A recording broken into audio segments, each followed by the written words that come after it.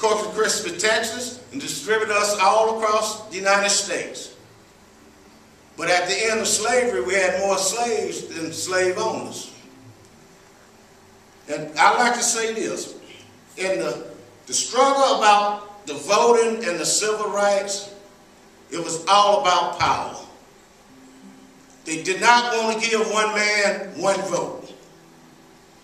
And some of you sitting there saying it's the same thing, South Africa, apartheid, same thing, civil rights movement, because they had lost the power. They know he was pushing and what he was wanting, America was eventually going to give to him.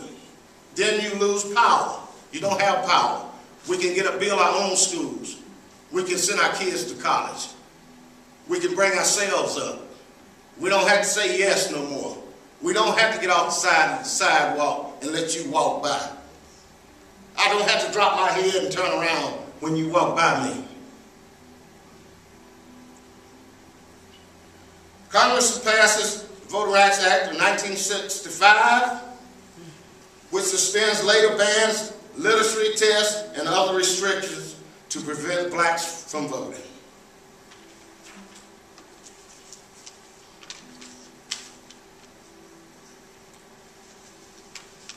The mid-60s, King's growing opposition to the Vietnam War. We're talking 68, 67, 66.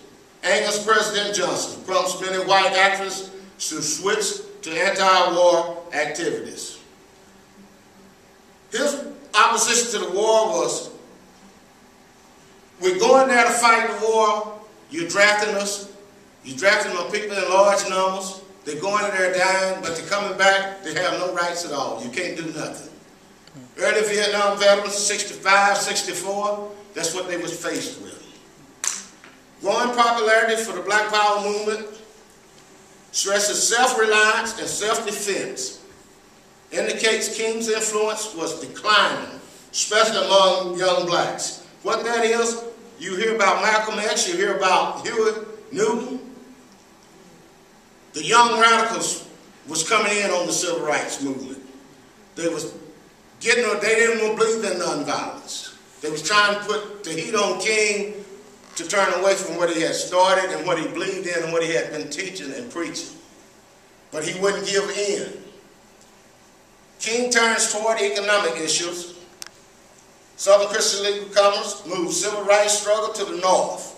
Opened Chicago office to organize protests against housing and employment discrimination. You would listen to some people in America today that will tell you one thing. They'll say, oh, I lived up north. It was all right. I lived up in New York. It was all right. Or I lived out in California. It was all right. I didn't go through this. I wasn't faced with this. We were all faced with the same thing. When he went to Chicago, he went up to Chicago because of the housing. You could only live a certain place. You couldn't find a decent place to live. Slumlords. That's what the word slumlord really started showing up. He went up there, moved his family there. And they say there was no racism there. But if you heard his speeches and read his books, he'd tell you the worst crowds and most fierce crowds he faced was in Chicago, Illinois, and up north. They were more racist and dangerous than any of them in the South, across the country. King's plans, Poor People's Campaign advocates, redistribution of wealth to eradicate black poverty. He started that in 1967 and pushed it. Publishes Where Do We Go From Here? Chaos or Community. King is assassinated in Memphis, Tennessee during a visit to support striking black garbage collectors. Violence, riots erupted in more than 100 U.S. cities. He was assassinated April the 4th, 1968 at the Lorraine Hotel where he stood on the balcony. That is just a few of the things. As though he's a pastor and a strong believer in his faith, we can see where he was a master. He used psychology. He used the Constitution. He used white America's own words and promises against them to desegregate and bring equality and justice to all. But not only, some people say he was just for black people. No. In his writings and his teachings, he talked about the poor white, the white that has no voice, and that he was a drum major for them also. But here's one of the things that stood out with me. This was one of his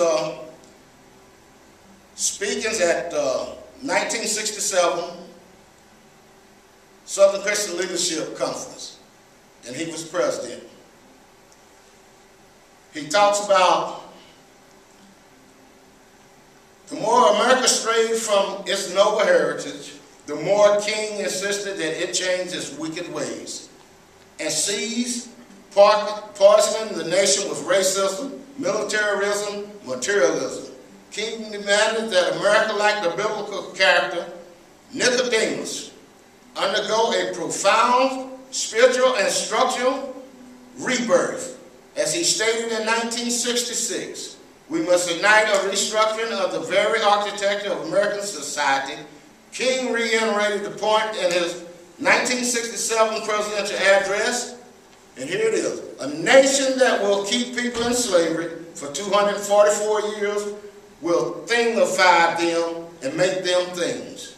Therefore, they will exploit them, and poor people generally economically, and a nation that will exploit economically will have to have foreign investments and everything else, and will have to use its military might to protect them. All of these problems are tied together. What I am saying today is that we must go from this convention and say, America, you must be born again. And that's about it, people. The man, to me and many Americans, was the greatest man in the history of America.